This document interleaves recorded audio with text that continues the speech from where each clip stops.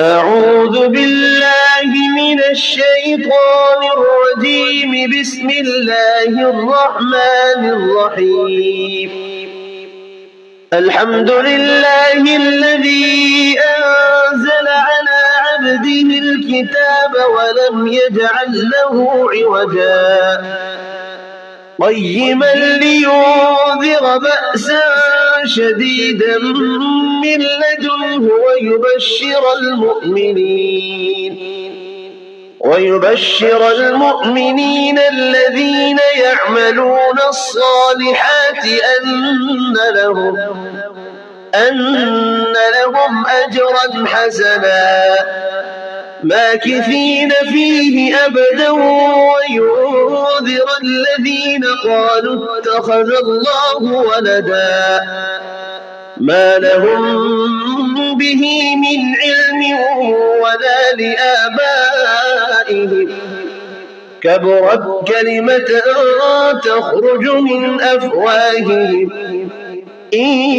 يقولون إلا كذبا. فلعلك باخع نفسك على آثارهم إن لم يؤمنوا بهذا الحديث أسفا. إنا جعلنا ما على الأرض زينة لها لنبلوهم أيهم أحسن عملا وإنا لجاعلون ما عليها صعيدا جرزا. أم حسبت أن أصحاب الكهف والرقيم كانوا من آياتنا عجبا إذ أوى الفتية إلى الكهف فقالوا ربنا آتنا من لدنك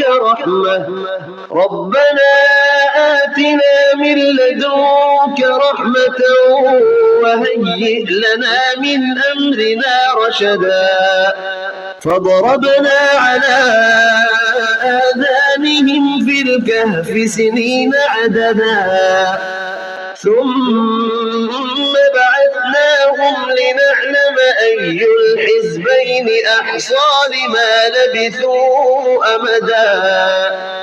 نحن نقص عليك نبأهم بالحق إنهم فتية آمنوا بربهم وزدناهم هدى. وربطنا على قلوبهم إذ قاموا فقالوا ربنا رب السماوات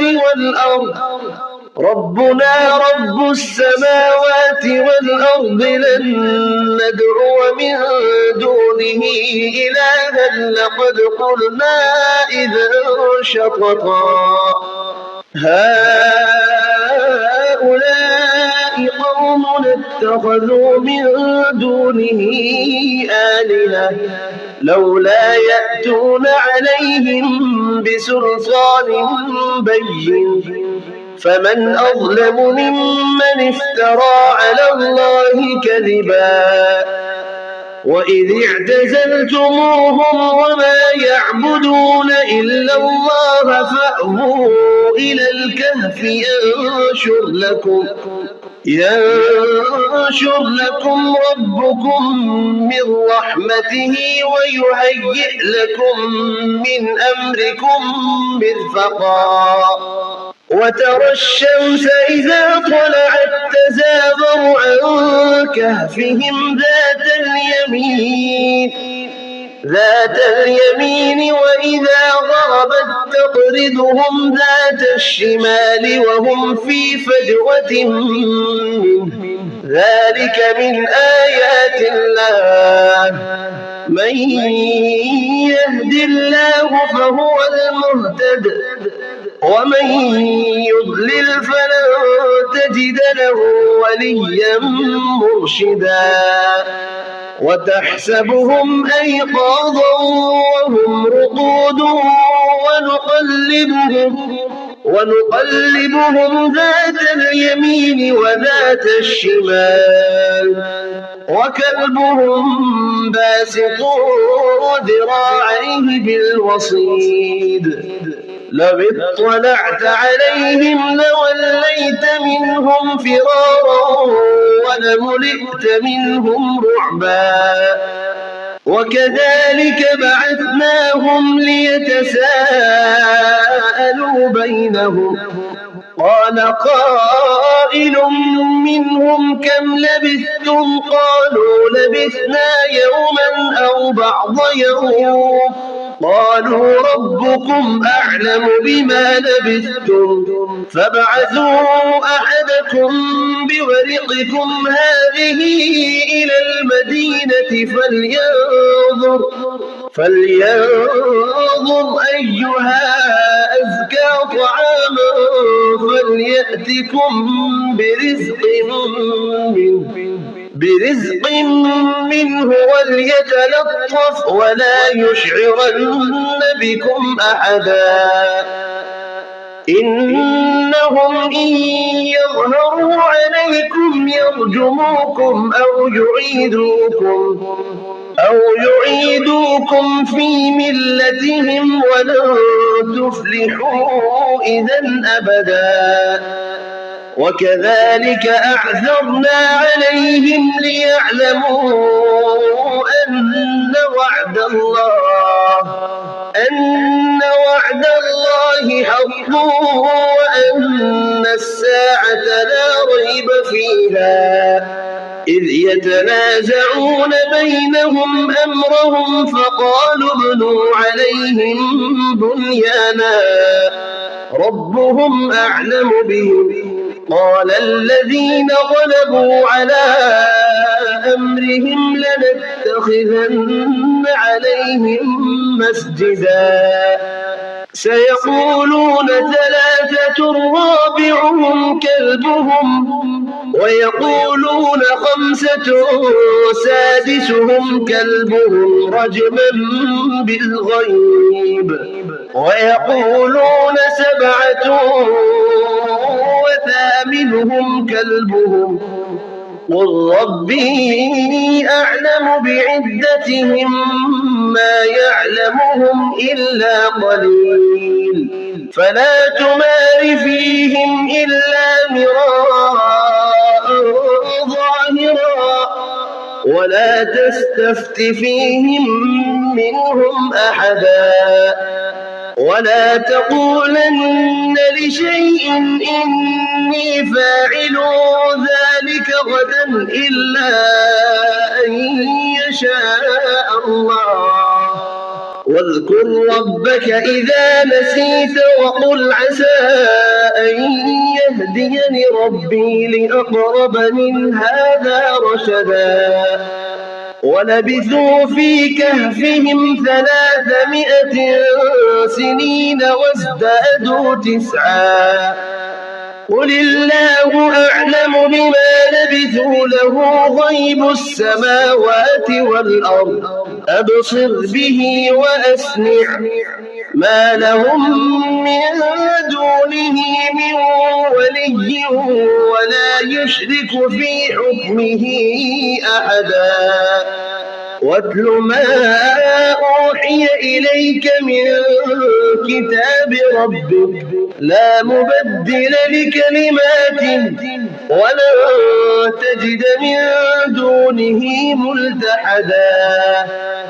واصبر نفسك مع الذين يدعون ربهم بالغداة والعشي يريدون وجهه ولا تعد عيناك عنهم تريد زينة الحياة الدنيا ولا تطع من أغفلنا قلبه عن ذكرنا واتبع هواه وكان أمره فرطا وقل الحق من ربكم فمن شاء فليؤمن ومن شاء فليكفر إنا أعتدنا للظالمين نارا أحاط بهم سرادقها وإن يستغيثوا يغاثوا بماء كالمهل يشوي الوجوه بئس الشراب وساءت مرتفقا إن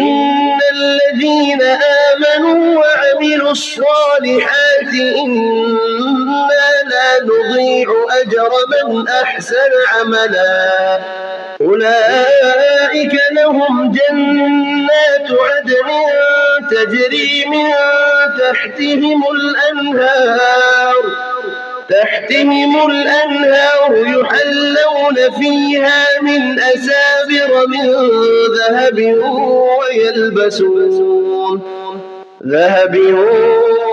ويلبسون ثيابا خضرا من سندس واستبرق متكئين فيها على الأرائك نعم الثواب وحسنت مرتفقا واضرب لهم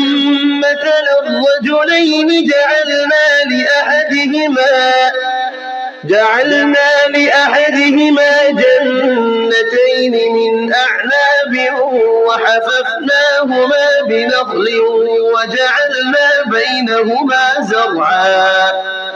كلتا الجنتين آتت أكلها ولم تظلم منه شيئا وفجرنا خلالهما نهرا وكان له ثمر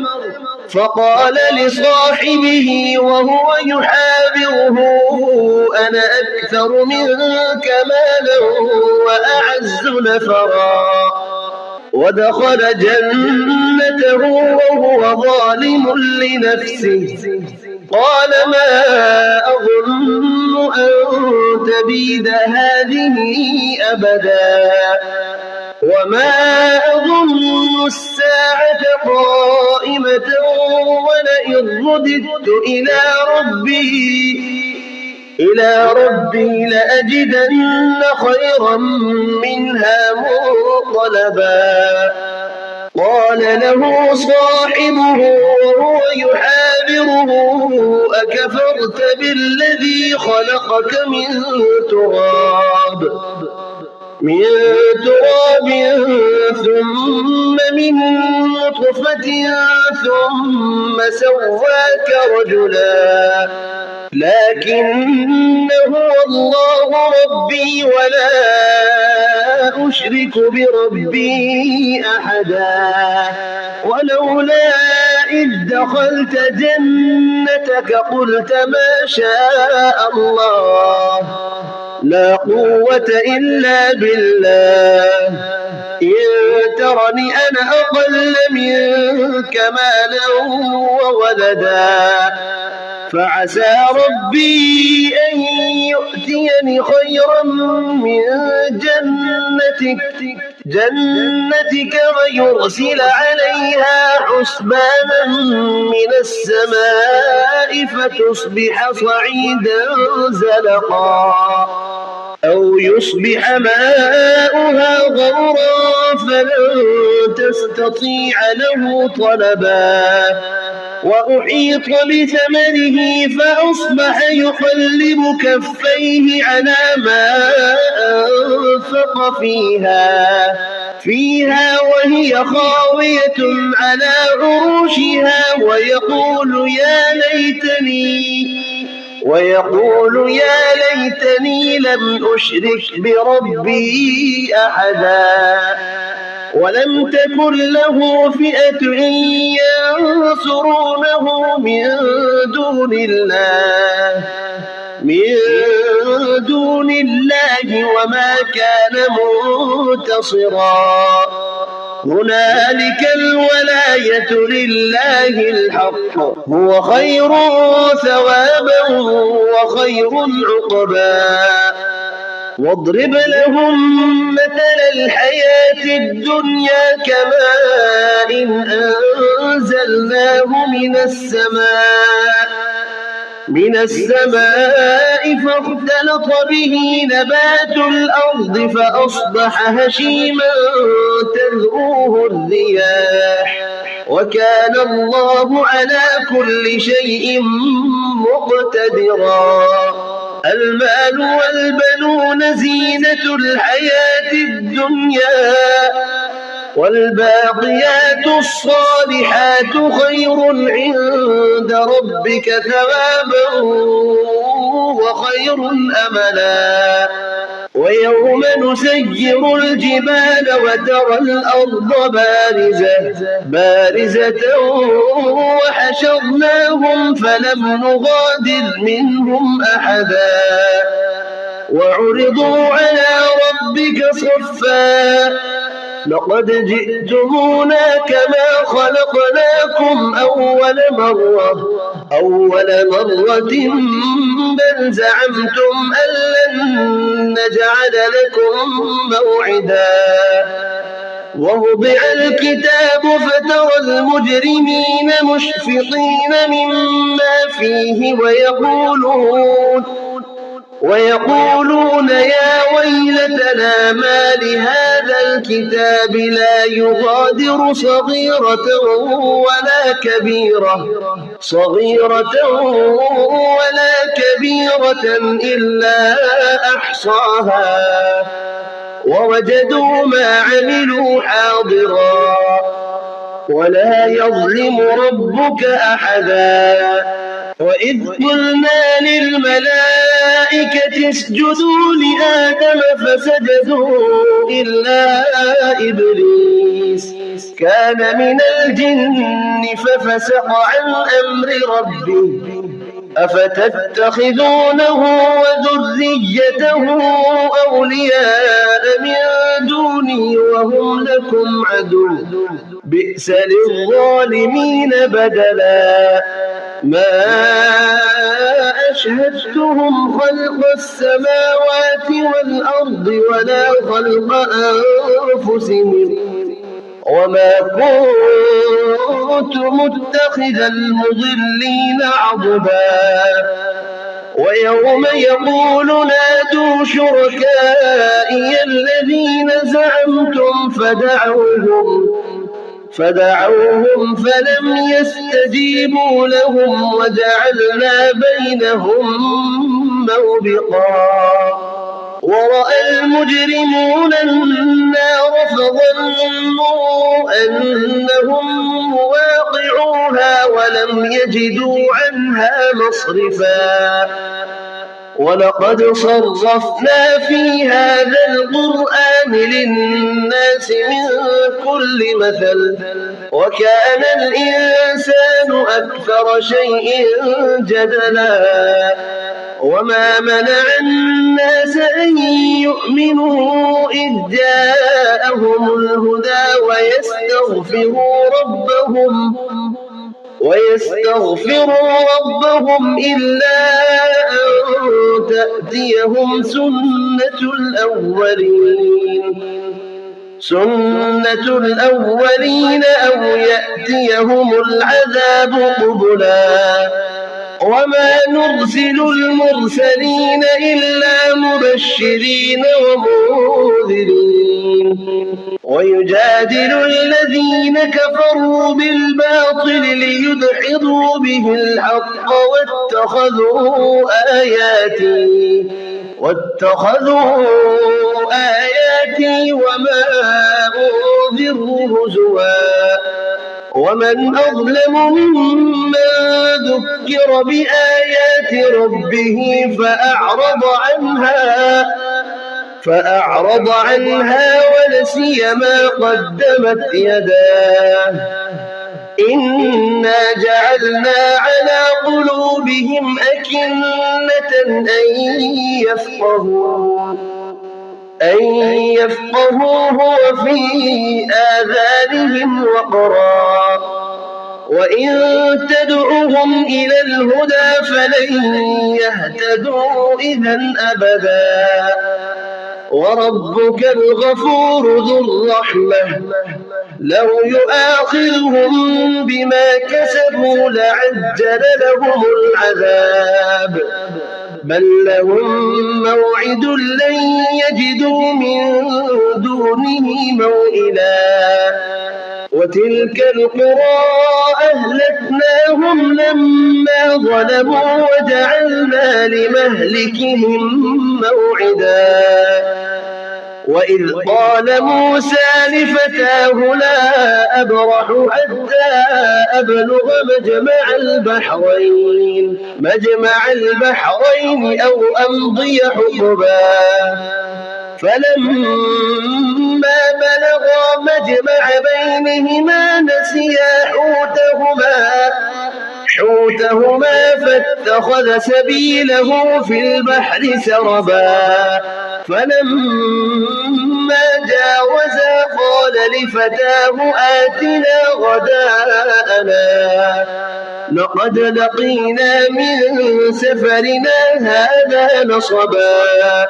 قال أرأيت إذ أوينا إلى الصخرة فإني نسيت الحوت وما أنسانيه إلا الشيطان أن أذكره واتخذ سبيله في البحر عجبا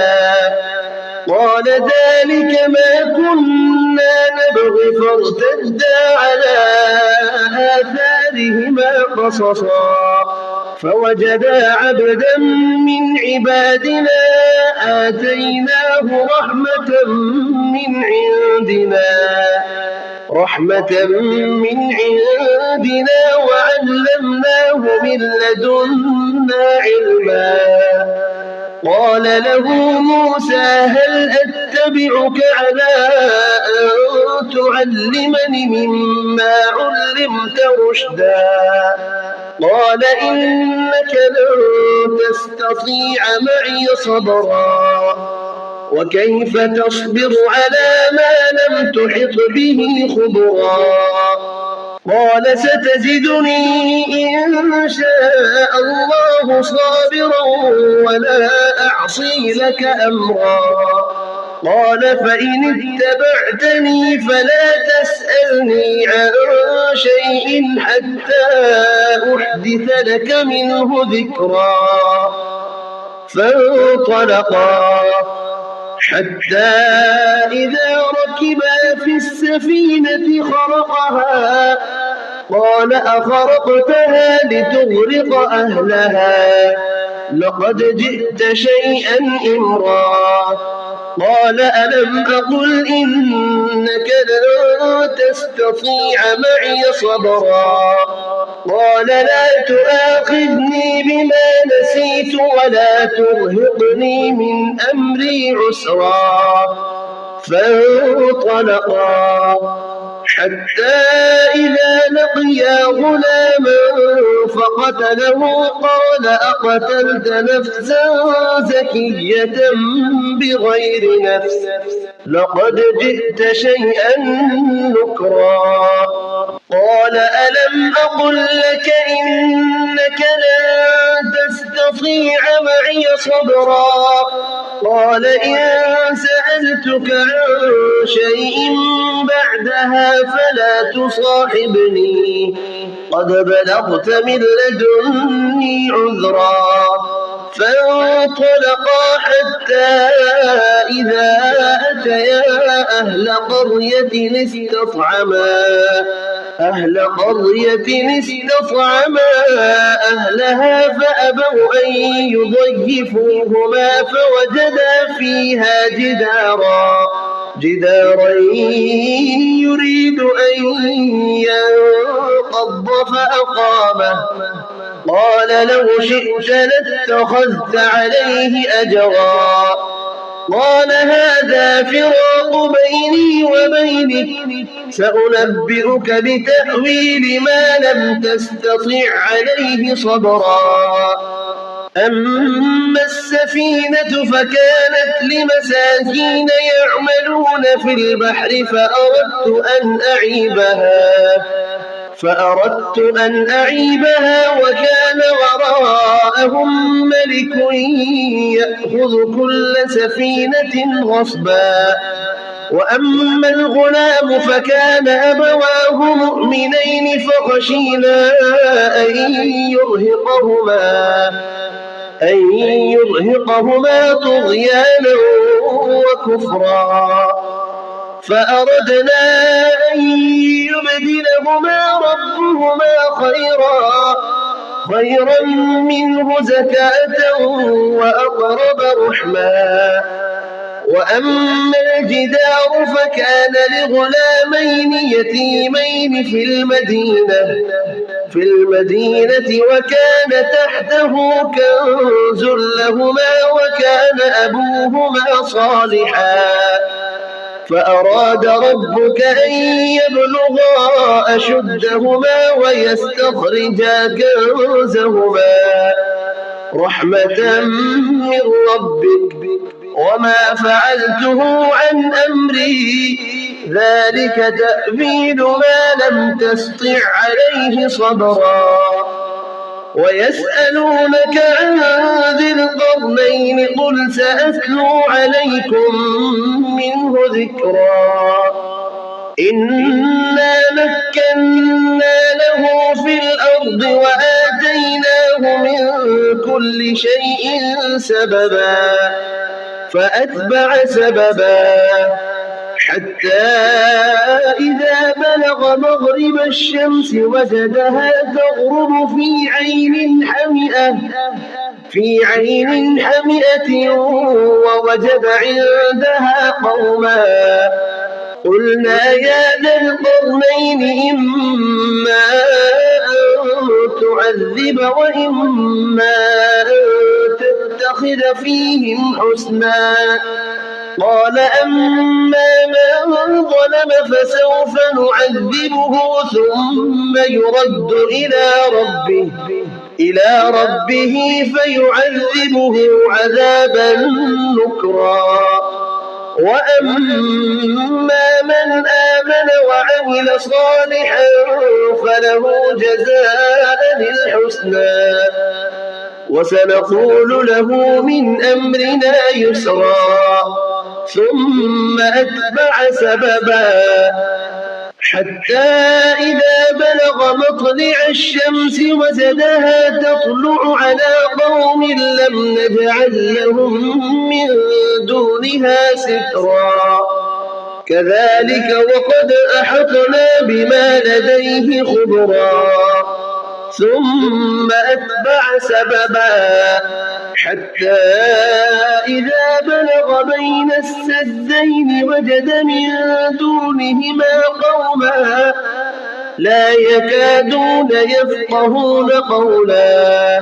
قالوا يا ذا القرنين إن يأجوج ومأجوج مفسدون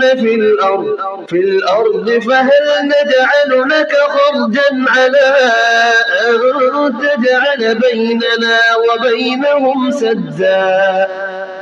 قال ما مكني فيه ربي خير فأعينوني بقوة أجعل بينكم وبينهم ردما. آتوني زبر الحديد حتى إذا ساوى بين الصدفين قال انفخوا، حتى إذا جعله نارا قال آتوني أفرغ عليه قطرا، فما استطاعوا أن يظهروه وما استطاعوا له نقبا. قال هذا رحمة من ربي، فإذا جاء وعد ربي جعله دكاء وكان وعد ربي حقا. وتركنا بعضهم يومئذ يموج في بعض ونفخ في الصور فجمعناهم جمعا وعرضنا جهنم يومئذ للكافرين عرضا. الذين كانت أعينهم في غطاء عن ذكري وكانوا لا يستطيعون سمعا. أفحسب الذين كفروا أن يتخذوا عبادي من دوني أولياء، إنما جهنم للكافرين نزلا قل هل ننبئكم بالأخسرين أعمالا الذين ضل سعيهم في الحياة الدنيا وهم يحسبون أنهم يحسنون صنعا أولئك الذين كفروا بآيات ربهم ولقائه فحبطت أعمالهم فلا نقيم لهم يوم القيامة وزنا ذلك جزاؤهم جهنم بما كفروا واتخذوا آياتي ورسلي هزوا إن الذين آمنوا وعملوا الصالحات كانت لهم جنات الفردوس نزلا خالدين فيها لا يبغون عنها حولا قل لو كان البحر مدادا لكلمات ربي لنفد البحر قبل أن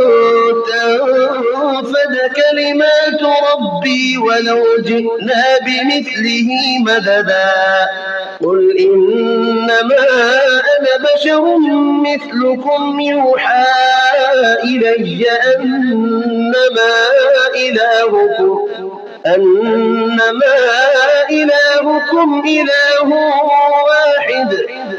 فمن كان يرجو لقاء ربه فليعمل عملا صالحا ولا يشرك بعبادة ربه أحدا صدق الله العظيم.